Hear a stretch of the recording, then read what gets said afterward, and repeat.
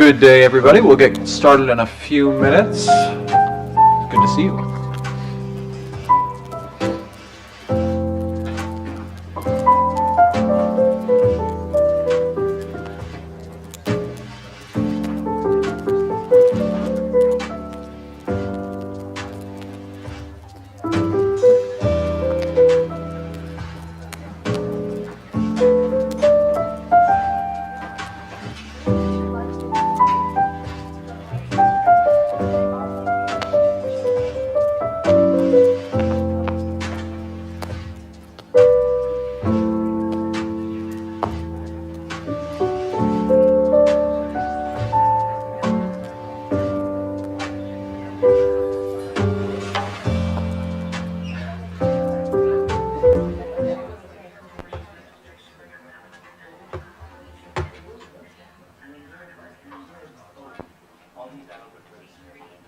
Oh, you'll want to look into? Do you want to use my paper? Oh, did you just recently? I just updated it. Okay. Okay. Yeah, that's fine. It's up to you. Then we're good then. It's up to you. It's all good. Move for everybody.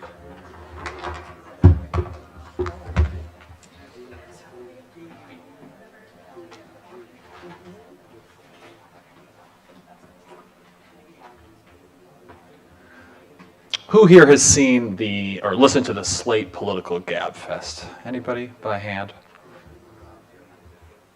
Okay. That's probably a generational thing, but during the Slate Political Gab Fest, when they have a live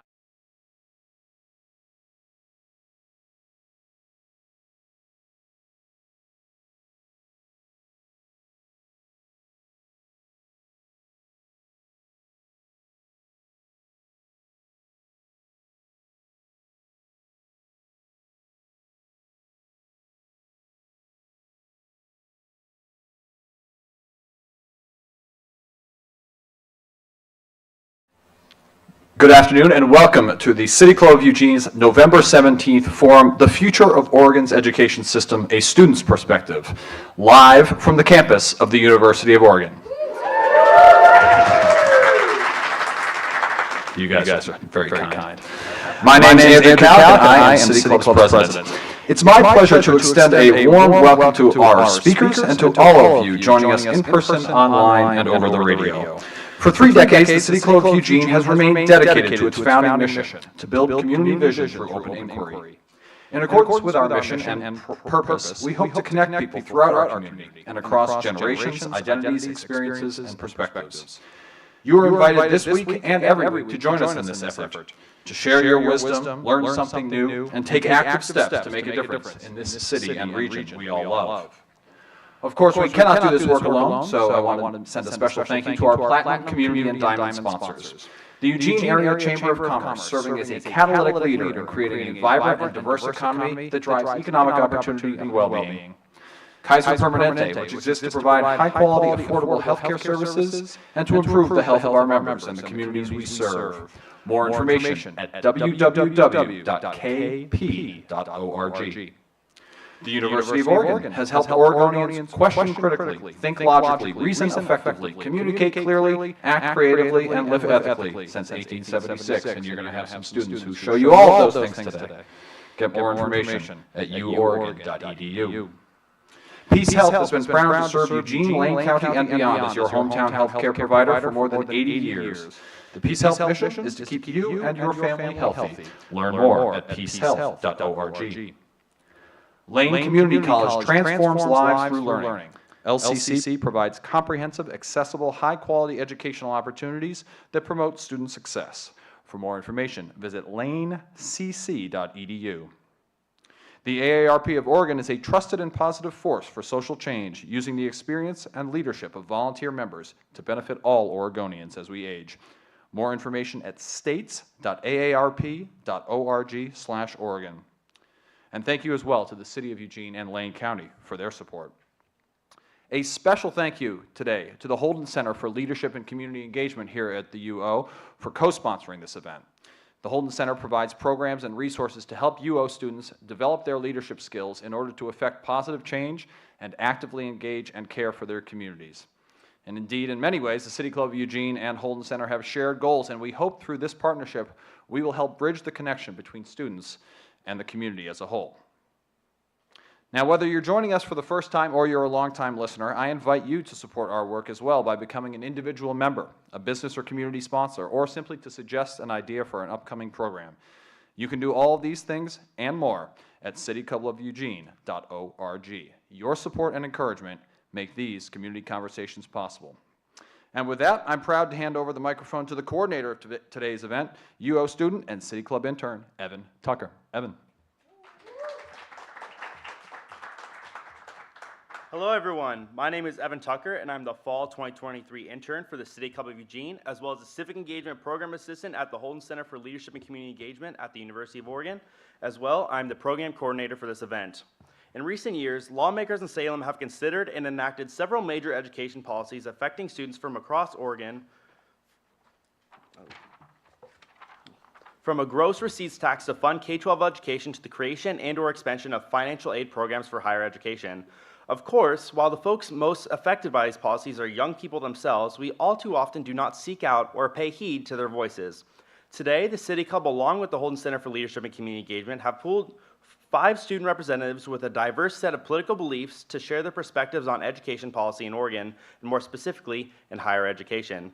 Today, we are pleased to welcome Olga Burley, a graduate student in the UO Teach program, Jonathan Moses, Vice President of the UO College Democrats, Ivan Moncure, President of the UO College Republicans, and Noah Thompson, who serves as the legal chair on the UO Student Workers Executive Board and as an at-large member of the UO Young Democratic Socialists of America Steering Committee, as well as Ellie White, the Vice President and co-director of Oregon Aspiring Educators.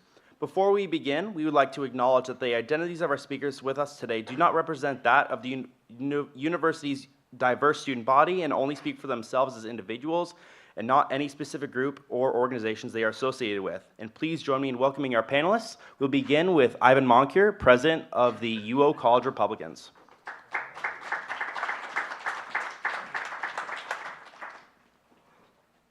All right. Howdy, y'all. My name is Ivan Moncure. I'm the president of the University of Oregon's College Republicans.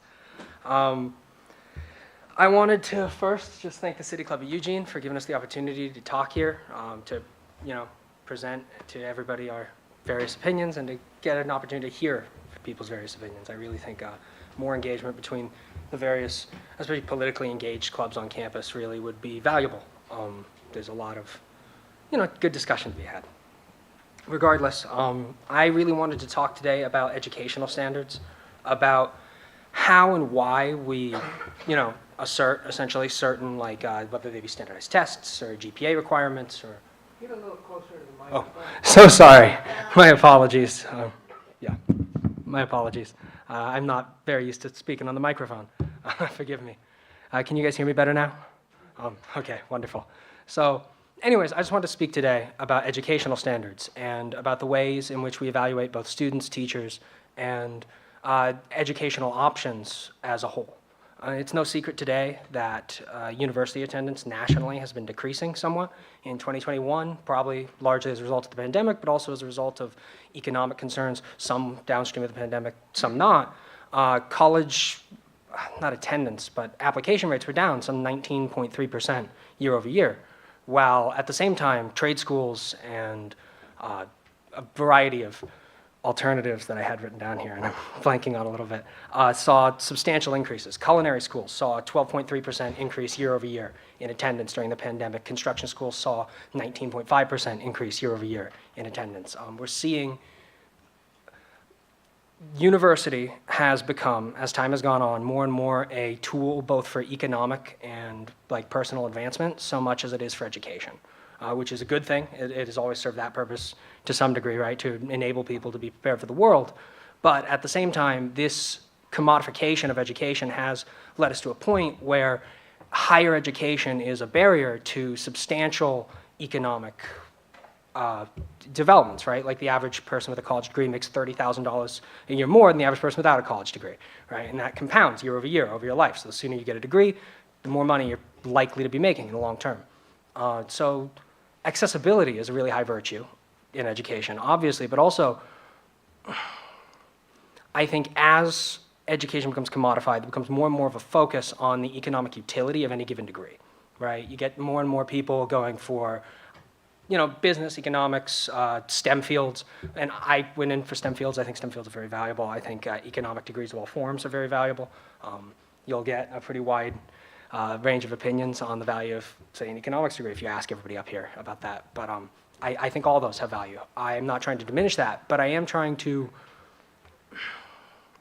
apologies, I should have, it doesn't matter. I'm trying to get at essentially the fact that the average college applicant in, say, the 1890s was not fluent, but at least transliterate isn't the word.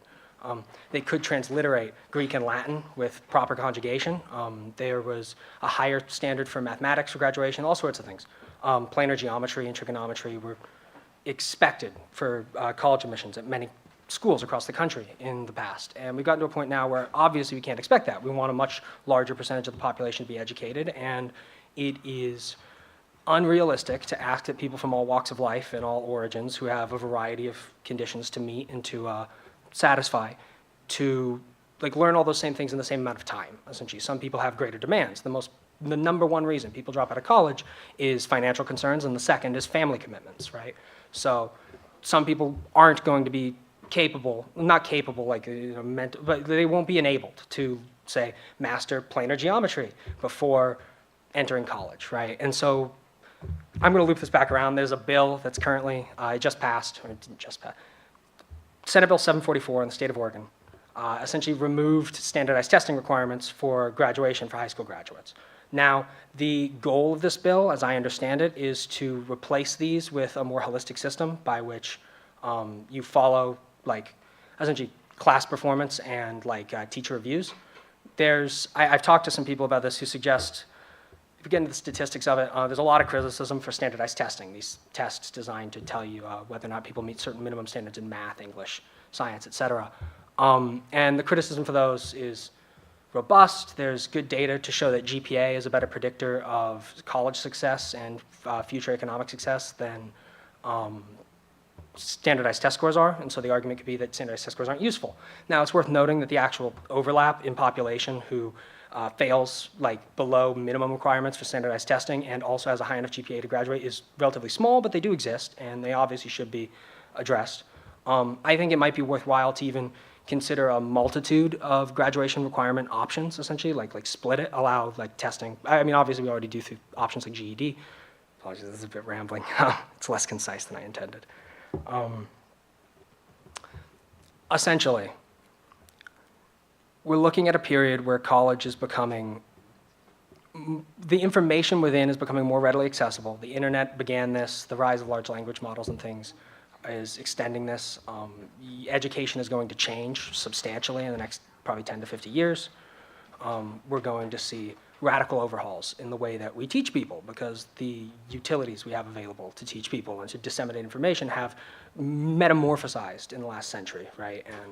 And this system is becoming, I don't want to say outdated, but it's going to need to adjust. And I think personally the way that would be best adjusted would be to lean more into the specialization and the general education requirements. Create maybe alternative pathways for people who are legitimately only interested in or only can pursue something of high economic value. But I think that being generally educated is a very important civic virtue in the American population. If you're going to vote, if you're going to, buy a home, if you're going to do anything, understanding basic math, statistics, how to do historiography is valuable in politics. Knowing how you know what things happened and when they happened and in what context they happened is important.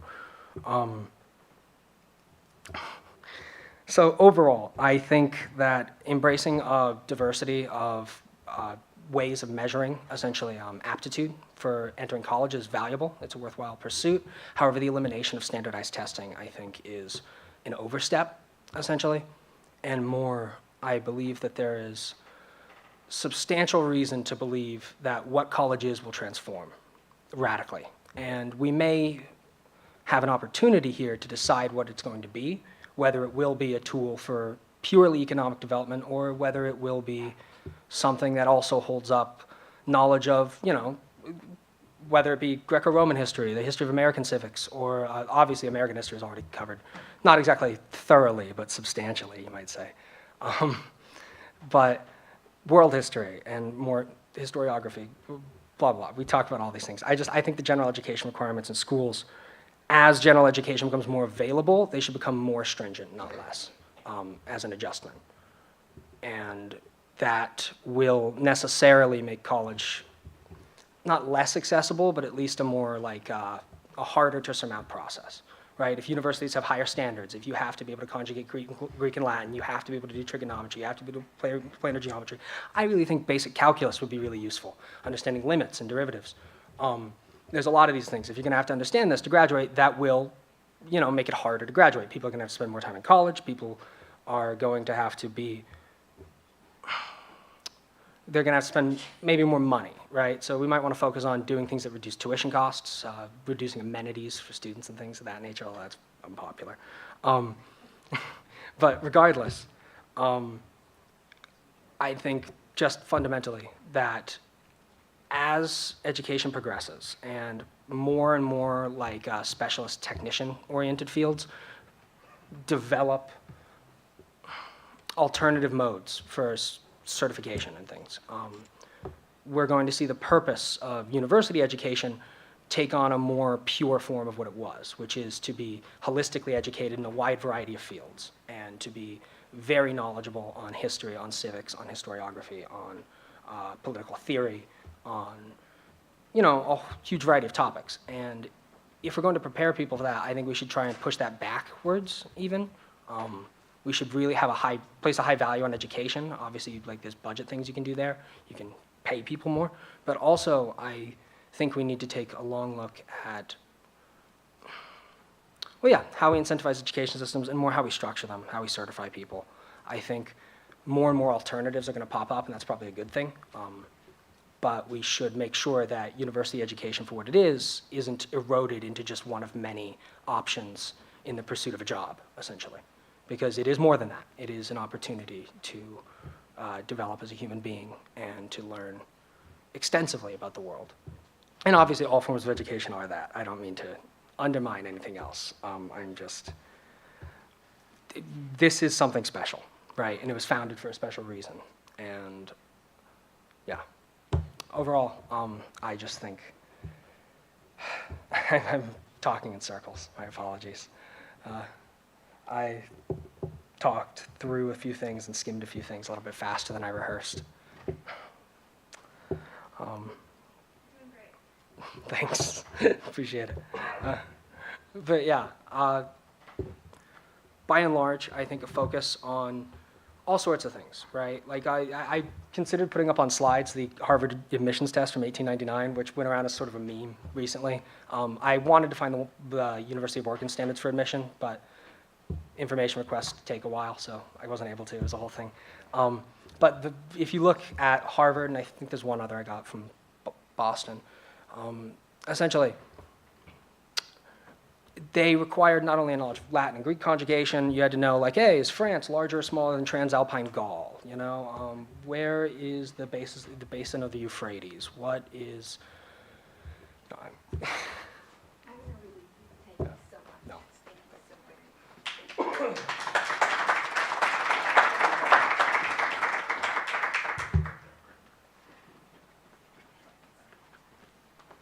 Hi, folks. My name is Olga. I am originally from Portland. I moved here to complete my Master's of Education program to become a secondary math teacher. I'm also an English language learner, and I'm a first-generation American. I grew up going through the Portland public school system. If you guys know, they're striking right now, and I really support that. So today, I'd like to express some sentiments for Senate Bill 744, which has recently come under fire as the bill has been extended through 2028. Senate Bill 744 removes the requirement of essential skills standardized testing. This bill has been used as an alarmist talking piece in the media and among Republican politicians like Christine Drazan, who has minimal public education policy. An opinion piece on The Hill headline, "Oregon just dropped all graduation standards, failing all of its students in the name of equity." I want to challenge and educate our motions around standardized testing. This bill does not remove graduation standards. High schoolers still have to meet 24 credits, with 3 required credits in math and ELA each. No one is allowing students to graduate without showing proficiency.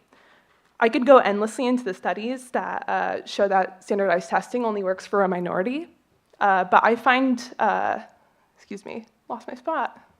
But I find questioning our notions around standardized testing and why we find it so important is more of a productive use of what I can contribute to. Standardized tests don't reveal understanding. Rather, they reflect academic advantages that are paired with socioeconomic privilege. That is not to say that children from low-income families cannot pass these exams, but they have less resources to understand how these exams function. To build on how they don't serve students, they remove time students could spend in the classroom learning. Instead, they are learning how to store short-term memory about writing, samples, or the ridiculous way math questions are stated in those exams. The form of assessment should be the work a student does in the classroom with their teacher, a highly trained professional.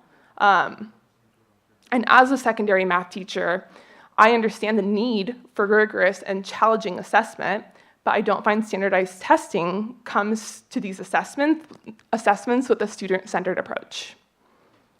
Standardized testing is a multi-billion industry that lobbies in Washington. I question how much these industries line the pockets of politicians. As more money is provided for standardized testing, less money is provided for vital resource programs and resources schools can offer their students, like after-school tutoring or professional development for new curriculum for their teachers. While funding isn't tied to test scores of individuals' schools in Oregon, since the No Child Left Behind Act days, property taxes in the surrounding neighborhoods are still tied to school funding. I don't consider it fair for schools that receive less funding have to provide funding and teacher time dedicated to needless testing. Rural schools are particularly affected. They don't receive the same funding as large school districts. Yes, they have less students, but these students deserve high-quality educators, and their educators often take lower pay and larger responsibilities so they can provide for rural communities. The majority of colleges are dropping ACT and SAT score requirements. Dropping these requirements are equity work, as the Hill article poorly stated. Title I schools need their educators focused on real learning. 46% of 4J and Bethel schools are Title I schools.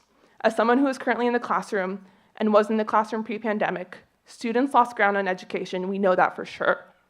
But our reaction to that should not be to punish students. Thank you.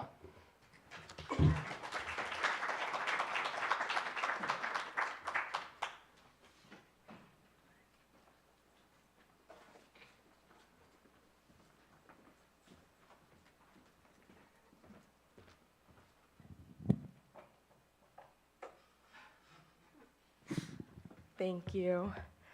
Hello, everybody. Can you hear me all right? Awesome. My name is Elizabeth White, or Ellie.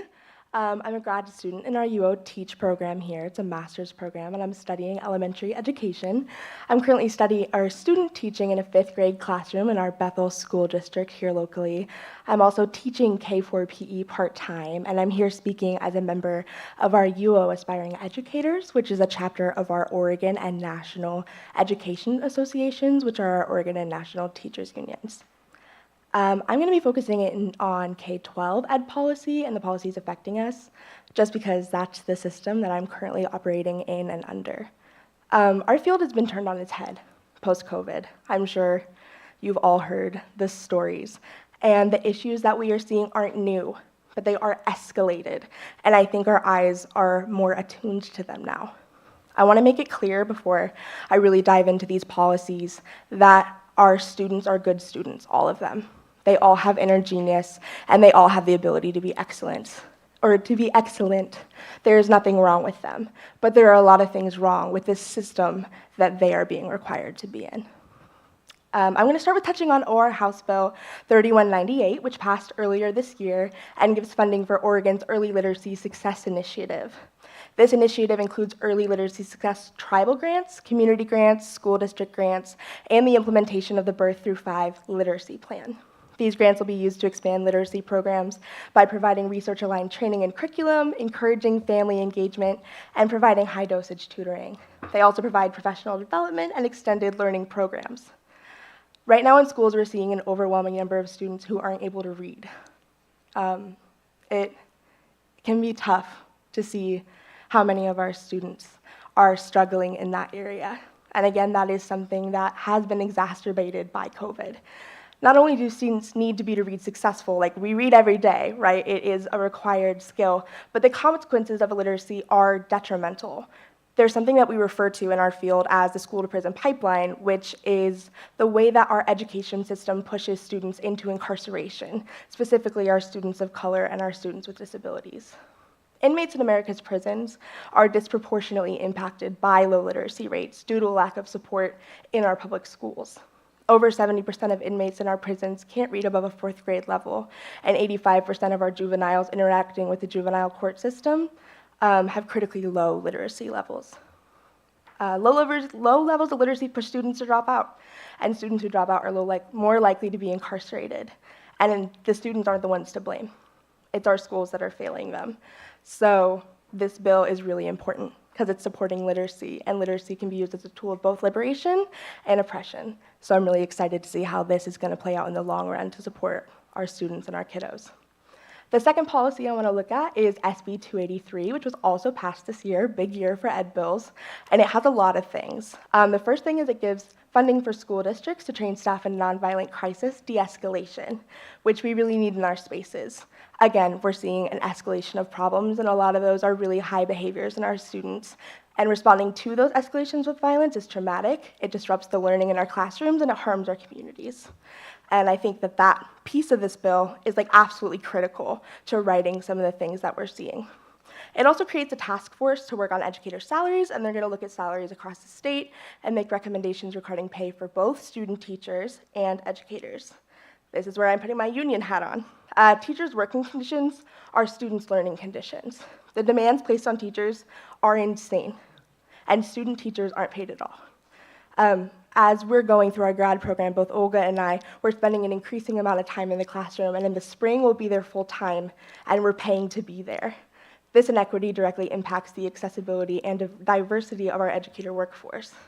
As Olga also mentioned, our educators right now are taking collective action to advocate for their rights. Up in Portland, our Portland Association of Teachers has been on strike since October 31st, and they have a couple demands: wraparound services for students, schools that are safe, well-maintained, and fully staffed, and paying the teachers and the educators in that district so that they are able to afford to live in the communities that they are serving and teaching. It's not a secret that our teachers have to be paid more, and our policies have to work to address this. Part of the prompt that we were asked to speak on here today is about the policies that we as students are hoping to see. I can't give a policy to you that I think is going to fix things, but I can say this. Our policies have to include educator and student voices, all of them. That means listening to our K-12 students, whose knowledge and insights are valuable and often disregarded. It means ensuring that our current and aspiring K-12 teachers are included in policy conversations because they know what the day-to-day in our classroom looks like. It means we're including the students who are attending our higher education institutions, as we're seeing here today. I want to have a gentle call-in moment with all of us about this event. As it was originally planned, it was titled as a conversation about educational policy that centered student voices. And the wonderful panelists that we see from our UO Dems, our UO Republicans, and our UO YDSA, who we're so lucky to have and hear from, were the only ones invited. We were missing educator voice in an event that was titled Educational Policy. After having conversations with the Holden Center, Olga and I was stepped up to be here. And I think that is a perfect model of when we know better, we have to do better, right? We have to pull more seats up to the table if our policies moving forward are going to be equitable, just, and even applicable. We have to ensure that in those seats are people of color, queer people, disabled people, Native people, that we aren't missing a single perspective, because when we do, we can't create change that meaningfully impacts all of our students, both in higher ed and in K-12. So to all of you, as you leave here today, you on the radio too, and what we're saying is maybe getting your brain moving, you're thinking, you have questions, and you're continuing your research and your personal questioning. Make sure that you are turning everywhere to ask those questions, because we can't leave a single voice out. Thank you.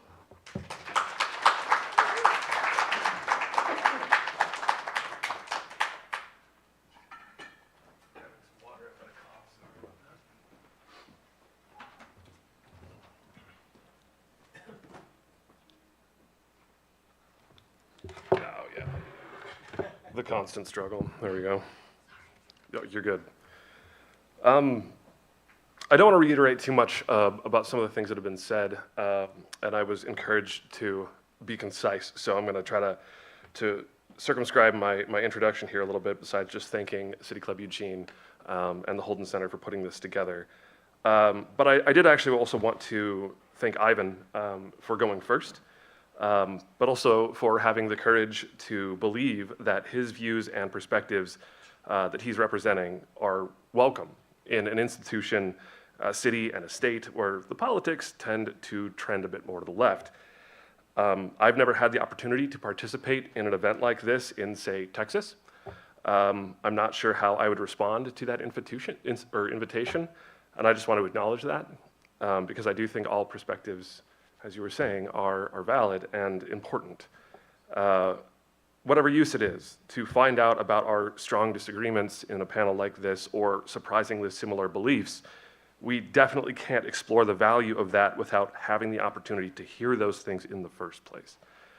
I don't know the last time that a panel of Democrats and socialists and Republicans and professionals were all sitting at a table like this, facing the same direction, mind you, just to calmly share their point of view. I studied political science and I tried to look it up. I was stumped. This is not the kind of political discourse that prevails in our society today. And here we are. And I just want to acknowledge that we're here trying to make politics boring again. So thank you all for coming, and thank you for participating, everybody. I have a few different perspectives on this topic. As a Democrat, I could probably distill my perspective on all education policy down to one word, which is cost. Teacher salaries, educators are striking in Portland right now, trying to get, among other things, just a cost of living pay increase. Here at UO, the GTFF is after a similar cost of living increase, just trying to pay their bills. At a 3% raise per year, over the last several years with inflation and cost of rents, that 3% yearly raise would actually equate to an 8.3% reduction in income, and a 2.23% reduction in income behind Oregon's median rental increase. So, in general, the Democrats support unions. Teachers in states that allow collective bargaining get paid 25% more than teachers in states that don't. Oregon ranks 14th in the country, by the way, in teacher pay. That said, we've been talking a lot about standardized testing, and Oregon does far worse on national averages, especially post-COVID, which has just devastated our educational system at the elementary levels and below higher ed. Especially on the West Coast, and Washington and California rank 3rd and I think 8th in terms of teacher pay, and maybe that's the difference. But I don't think so. Here's the thing. Whatever creative proposals we come up with to combat or even to identify the problems that we're having in higher education, in elementary school education, in cost of living, it's going to cost money to try to figure out how to solve those problems and to identify them. And what that typically means is a tuition increase here at U of O, property tax increases in Oregon in general, and that puts our society in this awful place where Parents are upset at the government and teachers because childcare is more expensive and less educational than school, but they think, and really it's true, their taxes are too high, and if the teachers strike for a living wage, then who's going to watch their kids? Students are upset at the institution and the government because graduating with $40,000 of debt with a degree that may or may not be relevant in 3 years is, I mean, soul-crushing, discouraging. Let's go with discouraging. In 1974, you could work in one of 28 different states making minimum wage and rent an apartment, a single-bedroom apartment for the average cost in that state, and also pay for tuition, room, and board at most four-year institutions, state school universities, which gives you a second place to live in case your roommate's bugging you, by the way, and still graduate with, I think, $23 of extra income a year. What happened? If homeowners don't have the money, if students don't have it, if teachers don't have it, who has it? Is this being broadcast later or live? Great. So in that case, hi, I'm Bob Doe. Jonathan had to step out for a second, something about not tanking his grad school application. So who has the money? Nike has the money. Unless Nike's CFO is here and feeling very sherry, we don't know how much Nike paid in income taxes in Oregon, because by law we can't find out. So I do know that they paid federally no money in income taxes over the last 3 years. Meanwhile, a focus on STEM programs, which I do not want to denigrate, but to the exclusion of all else, helps train students for future careers, which is great, but it also externalizes the cost of training those students and future workers for corporations that make high-tech shoes or products. If we turn higher education into a vocation school 2.0, we will be eliminating programs that train people to be able to explain why that's a terrible idea. And the argument that we can't afford the cost of non-STEM education, either to teachers or to students. I can't afford to take a non-STEM path because I can't then afford to pay back that $40,000 of student loans that I will graduate with. Having that view and having that reality, facing that reality, also eliminates our ability to understand why we can't afford it and what to do about it. So, as a homeowner here in Eugene, as somebody who is going to be a parent starting the third week of December, my personal perspective is that the money is there. It didn't disappear. We are not living in a world of scarcity. It just is all in one place. And if they paid their fair share, we wouldn't be having to have these conversations about sacrifice. Thank you.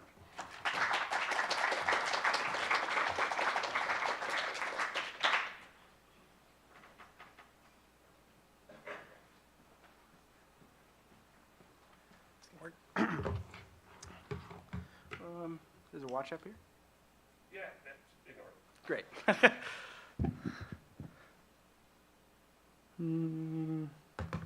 All right. Hey, everybody. I'm Noah. I'm a fifth-year part-time political science student, and I'm a member and leader of the Young Democratic Socialists of America. I want to start by saying that we appreciate the socialist perspective being represented here today. For too long, American politics has been presented as a binary. But there does exist a perspective beyond the status quo, one that advocates for real institutional change and one that acknowledges that capitalism is part of the problem. Education, as an institution, is not doing well. There's a perpetual crisis in teacher staffing, pay, reading levels. I mean, you've heard the speeches before. Things are not as good as they should be. And all this is in the context of culture war attacks from the far right, seeking to rewrite history and undermine education's fundamental goals. If there's one thing I'm proud of in Oregon higher education, it's that we have a resurgent and increasingly militant base of unionized workers ready to withhold their labor in order to get what they deserve.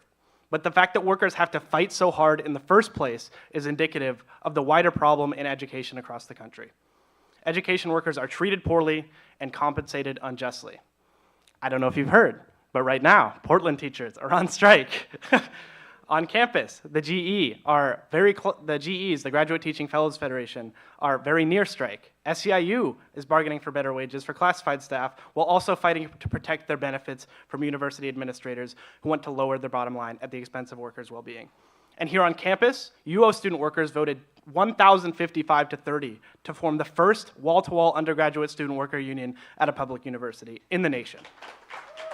And I'm proud to say that that's an effort that I and many comrades from the Young Democratic Socialists of America started and led through to victory. Tuition is high, student debt is high, and a higher ed degree is worth less now than it ever has been.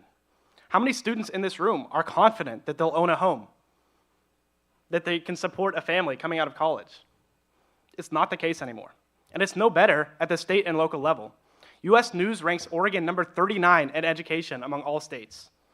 And here's what UO itself has to say. UO receives very low level of state support compared to other peer universities across the country and Oregon's other public universities. We receive under half the average state funding per student. Our university's education and general budget is funded only 13% by the state, 79% by student tuition. How do we get here? Why are things the way that they are? In 1990, Oregon voters narrowly passed Ballot Measure 5, which capped and drastically lowered property taxes and specifically targeted property taxes dedicated to school funding. An entire course could be dedicated to Measure 5 and the broader 1990s Oregon tax revolt, but the key takeaways are these. First, funding for education in our state was decimated. Second, the burden for education funding fell to the state, which couldn't and didn't pick up the slack. That's why UO, which is supposed to be a public institution, is barely 5% publicly funded after accounting for private donations. And third, and you need to know this if you don't already, it was revealed in the early 2000s that this regressive measure and others like it came about as a result of intentional, illegal racketeering by a small group of rich businessmen and far-right conservative political activists. The group fraudulently gathered signatures to get it on the ballot, ran an enormously expensive campaign using out-of-state money to get the measures passed, and even then only barely, and were later sued to the tune of over $2 million by the lovely Oregon Educators Association, who are here today. But the regressive changes are still around, and Oregon education funding has been suffering ever since. How does UO make money in light of this? It tries incessantly to recruit out-of-state and international students who pay exorbitantly high tuition, and when all else fails, UO turns towards private donations and private interests. Between 2014 and 2021, the U of O ran a campaign that raised over $3 billion from private donors. Very little of this money went towards the the education and general fund. Instead, you see vanity projects, an expansion of Hayward Field, the Knight campus, you know them well. They receive money from the UO Foundation, which is a private organization separate from UO proper that raises and invests money for the university. The UO Foundation's CEO, Paul Weinhold, also chairs Summit Bank, and the foundation has made a great deal of money from investments in fossil fuels, despite the university's promise to divest, and weapons manufacturers like Raytheon, putting UO in the good old camp of war profiteers. While I'm on the topic, let me throw out that Jamie Moffitt, UO's Senior Vice President for Finance and Administration, she's a real big player, she was the interim president for the university, recently joined the Summit Bank Board of Directors herself. In 2012, two billionaires, Nike founder Phil Knight and Columbia Sportswear CEO Tim Boyle, spearheaded a political action committee to fundamentally change how Oregon higher education was run, which led to the creation of the Board of Trustees in 2014. The board is the executive body of the university now. Essentially every decision of impact, tuition, worker wages, whatever else, is their decision and their decision alone. I won't go over every member, but to get a sense for who's running the university, two capital management company directors, a charter school executive, a member of one of UO's favorite billionaire families, Amy Tyson, and the aforementioned CEO of Columbia Sportswear, Tim Boyle. I say aforementioned because if you recall, Tim Boyle used his money and influence alongside Phil Knight to create the Board of Trustees system in the first place. Whether that's a conflict of interest, I'll leave that to you guys, but I'll also mention that right now, in the midst of UO deciding whether to electrify and decarbonize its campus heating systems, Tim Boyle also sits on the board of Northwest Natural Gas Company. So what's the lesson here? I can go on and on about the private moneyed interests embedded in UO, but the central thesis is this. What we as a society, as a community, as people want our education institutions to do is provide accessible, affordable, quality education to our students. It's a social good. But the goals of education and the goals of the political and economic system we operate under, capitalism, are fundamentally at odds. Capitalism is driven solely by profit, and it puts people in positions of power that align with that goal. So here's where we're at. 1, private capitalist interests have and continue to make deliberate efforts to undermine public education in Oregon through law, through embedding themselves into positions of power. And 2, education's in a bad spot. These two things are not disconnected, right? Like, the one thing that distinguishes liberals, Democrats, from us leftists, socialists, is that Democrats by and large see issues wherever they arise as externalities, as temporary flaws in an otherwise functional system that need to be fixed through policy. Socialists recognize that these outcomes, these problems that we face as a society, arise from how society is structured at the root level in our political and economic systems, in capitalism. And that it's the root that needs to change if things are going to truly get better. I wish I was only talking about education here when I say that, but I'm not. I'm talking about healthcare, where in 2 weeks, Eugene, the second largest city in Oregon, will be without a hospital. I'm talking about housing in a state that CNBC said is the 3rd most expensive state to live in this year, in a city known for its homeless population. I'm talking about climate change, which will make our planet uninhabitable if people don't take the power back from the hands of private interests. What is to be done? We have short-term policy solutions that we can implement. Democratize the Board of Trustees. Require that 1% at least of private donations fund general education. So that billion-dollar investments and donations actually prove education impacts on campus. But the most important thing is that we, Oregonians, need to fight for public education at the state level. We need to repeal the regressive and illegally originated laws that are chaining the University of Oregon to being a near a bottom 10 state regarding education. And universities, their leaders, their administrators need to be part of that fight.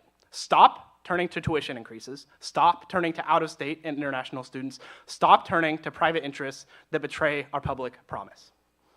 These are things that we can fight for in the here and now to improve the state of education in Oregon. But beyond that, in the long term, we need strong, militant unions that actually fight for what workers deserve. We need an independent, working-class political party that actually represents people's interests. And we need a mass popular movement of the interracial working class ready to say that capitalism isn't resulting in the society that we want to live in, that this is not as good as society gets, and that we are ready to make a change. Thank you. Sorry for going over.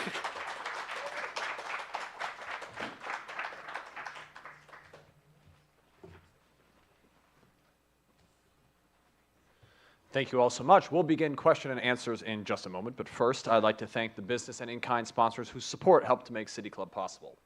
Thank you to our gold sponsors, Network Charter School, Hirschner Hunter LLC, and Evans, Elder, Brown, and Subert.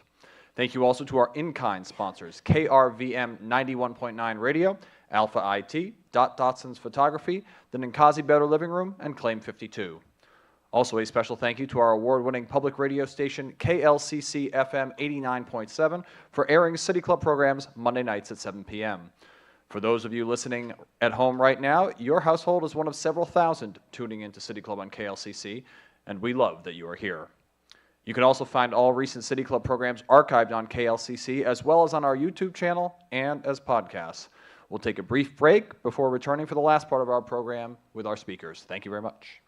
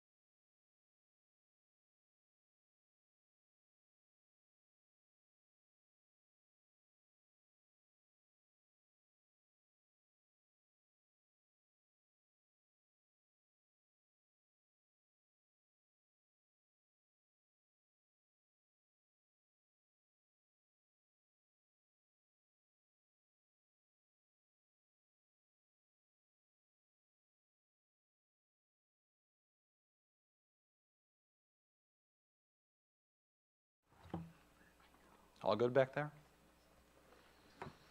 Welcome back to the City Club of Eugene. We're now in our question and answer form, and Kitty Piercy, you're going to ask our first question. Hello, I'm going to take the privilege, I think, of making a comment and asking a question, okay? So I'm Kitty Piercy. I'm a member of City Club, but I also was the mayor of Eugene for 12 years. And I just want to say, University of Oregon must be doing something right. You guys are really excellent. And you've got to know that you've got thousands of people listening to you. So this is really an important conversation. I want you to respond to me to think about next step. You all have wonderful ideas. They are only ideas till something moves, right? And I know you're working in many ways to do things, but in terms of how we speak to the community, how we set up Oregon for change, I'd just like to know if it's possible or what you think about you guys continuing to talk and thinking about how you would ask our legislators and our community to help you move these issues forward. Because we've been sitting in this pile for a long, long time. So I just want to welcome you to, you're thinking about that, but be practical. Think about what's the next inch you could take to move us in the right direction. Why do we have such a large kicker this year? Why do we have so much unmanaged tax funds? We should manage them better.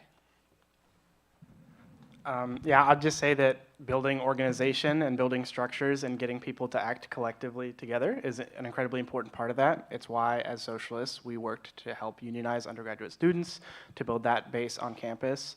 It's why, as students more broadly, we should work to strengthen the Oregon Student Association as a lobbying force in the state legislature. And we should advocate for positions that help students, like the things I mentioned at the end of my speech. I think one thing we noticed as we're all speaking is that all of this is incredibly interconnected, it's interrelated. As we continue to improve higher education, we give more support to our faculty. That is going to help raise the next generation of educators, and I think we're starting to see progression towards paying our student teachers. So as we support those faculty who are raising our future educators and we begin to pay student teachers, that's going to diversify the teachers who are going into the workforce, who are then also going to be able to better support our K-12 students. And as that happens, I do think it will help to alleviate some of the issues that we're seeing in the K-12 system as well.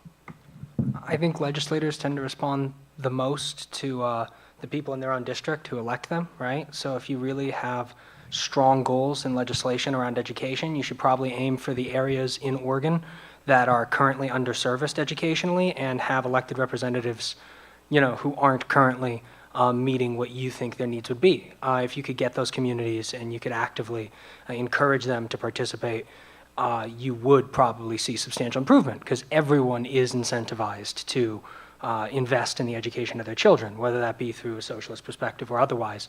I think a groundswell approach is the only way to go. Hi, I'm Jonathan, by the way. I forgot to introduce myself earlier. I'm the vice president of the UO College Democrats. I think that the systemic interconnectedness of these problems is the main thing that needs to be addressed here. I think you have to start at the bottom with money and politics. There's a couple different ways to approach this. Ranked choice voting is one. We can come up with creative different ways to get more funding for education. The tax revenues from selling marijuana were capped in, I think it's 40% go to elementary education, but those totals were capped over 2 years in, I believe, 2020, with then the remainder going to drug prevention. That sounds great and everything, but let's split that extra that comes from those tax revenues. If we'd done that, that would have provided another $16 million a year over that 2-year period for education in the state of Oregon. But that's a drop in the bucket. The reason that we don't know how much tax revenue comes in from these corporations is because they wrote those laws. When Eugene was talking about the natural gas bill, the natural gas ban, and then there were a bunch of signatures that went around and got collected to put that on the ballot, the company that went and gathered those signatures has on its website, we will do these things and get this program going in a way that complies with the law. We know what those laws are because we spent the last 10 years writing them. That's a problem. Corporations are not people, but they can vote. And they've been spending a lot of money to figure out how to turn that money into votes. So until we get that figured out, any interest that puts education in contest with corporate profits is going to be a non-starter in a lot of ways. Thank you. Next question. Hello, my name is Daniel. I'm a student at the U of L. I'm a philosophy major, so get ready. I grew up in Bend, and I never really had that much to complain about because I come from an upper class family, and obviously I'm white and straight, so all the Democrats will agree that that makes my life a bit easier. But the one thing I am sort of passionate about is education reform. I believe that we should move towards a more radical and dialogical model of education. One of the first political theory books I read was Paulo Freire's Pedagogy of the Oppressed, and I think that his model reflects the model in America. And so my question is, to what extent do you think education, like high school public education, is actually valuable for the individual? Because in my experience, all of the value that I got out of education in high school was actually in spite of the education system.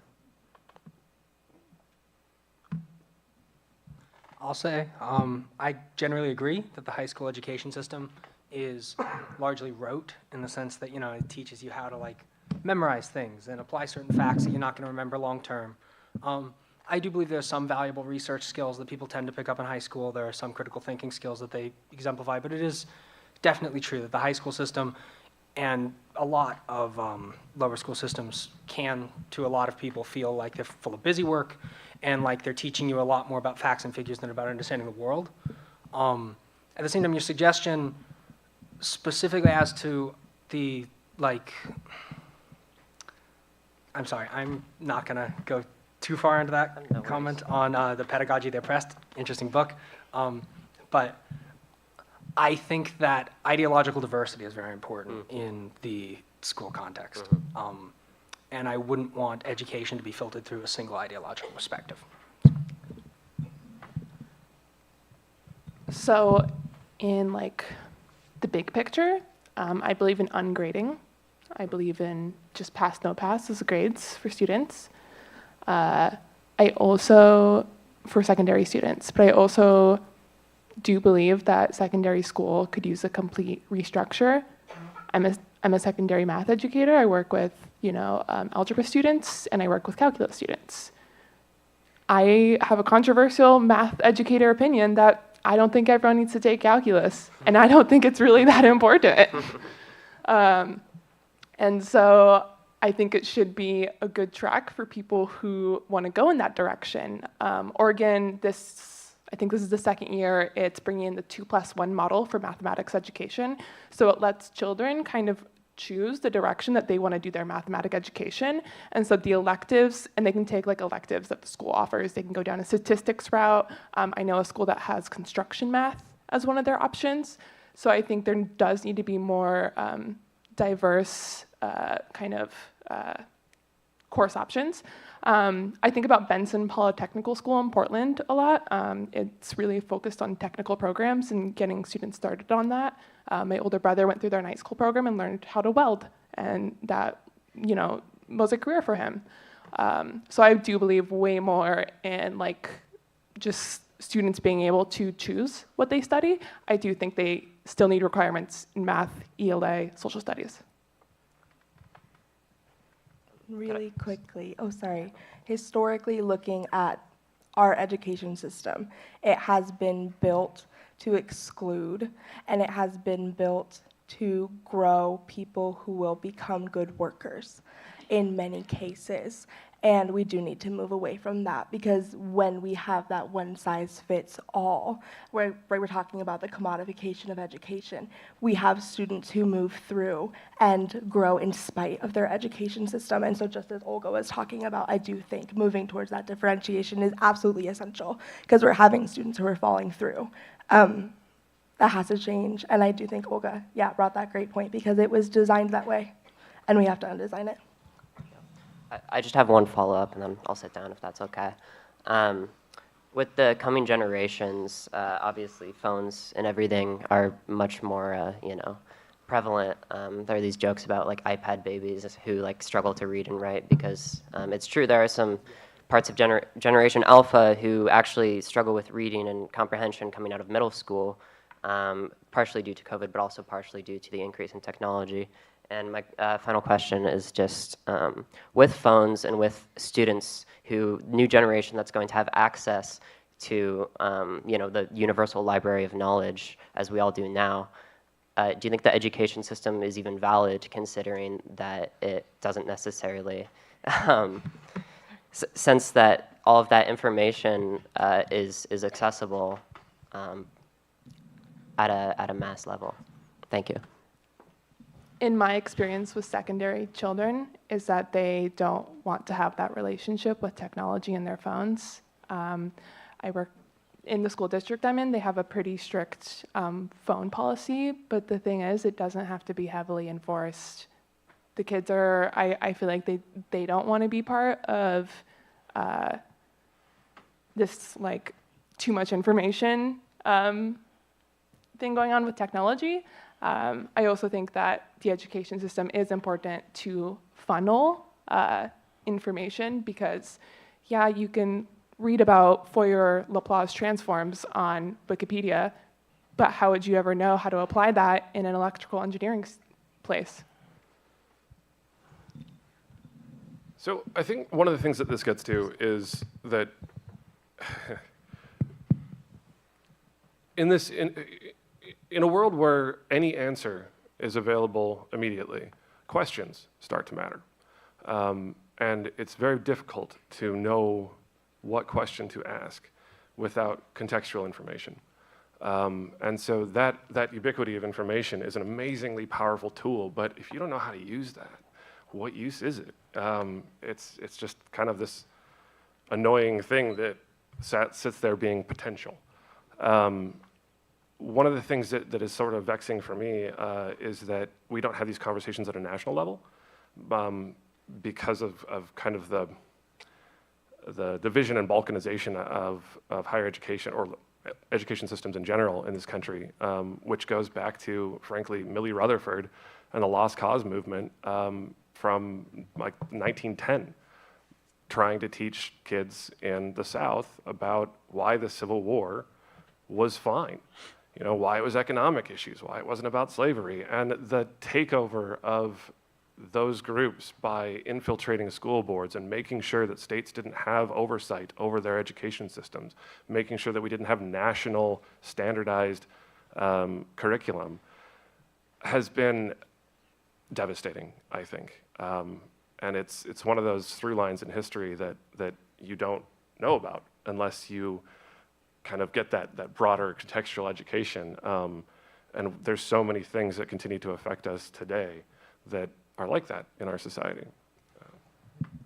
Yeah, I mean, I don't think that you can point to technology and the wealth of information that people have access to and say that because people have access to a wealth of education or of information that replaces education. Education is how you interact with information. And I think it points to a broader issue that we are technologically developing, but that it's not strictly improving education outcomes. You're actually seeing a lot of issues in education with people, interacting with smart technology. And I think that points to a broader issue where technological advancements, they should make day-to-day life better for people.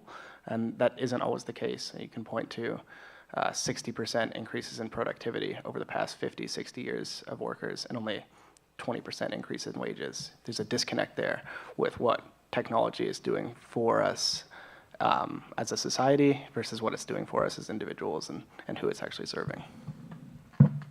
I just want to say, while I largely agree with them that the importance of education, aside from like technological resources, is vast and it will continue to be. People are going to continue to go through educational processes aside from like the internet.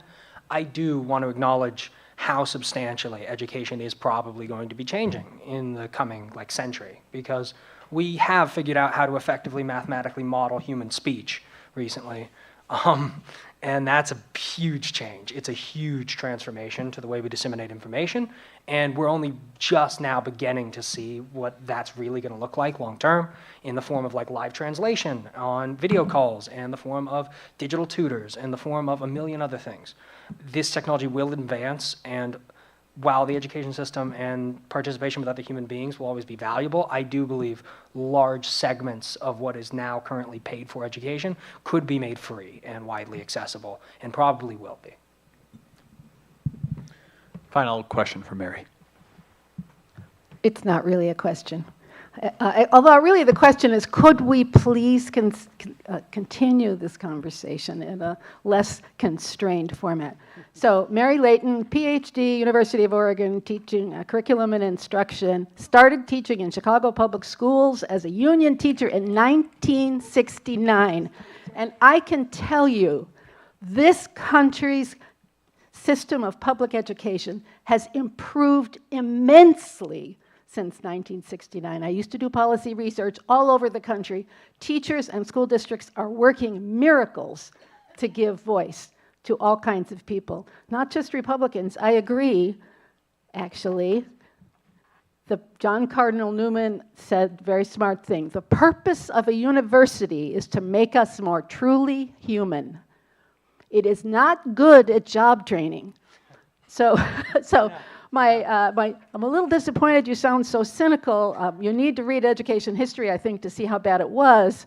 I would love to continue this conversation in a format that we can exchange ideas more fully, including why I used to supervise student teachers, and it took me a long time to work with them carefully so they learned how to do what they needed to know how to do to celebrate every child's gifts. They should be paid. It's worth experience. No, not student teachers. Student teachers should count this as part of their education. Anyway, so the question really is, I see you shaking your heads. Please, could we continue this conversation? Could we get a yes from Mary on that? Yeah, absolutely. Yes, we can continue the conversation, and hopefully you'll have us back at the University of Oregon. That's all the time we have for questions today. Please join me in thanking our panelists.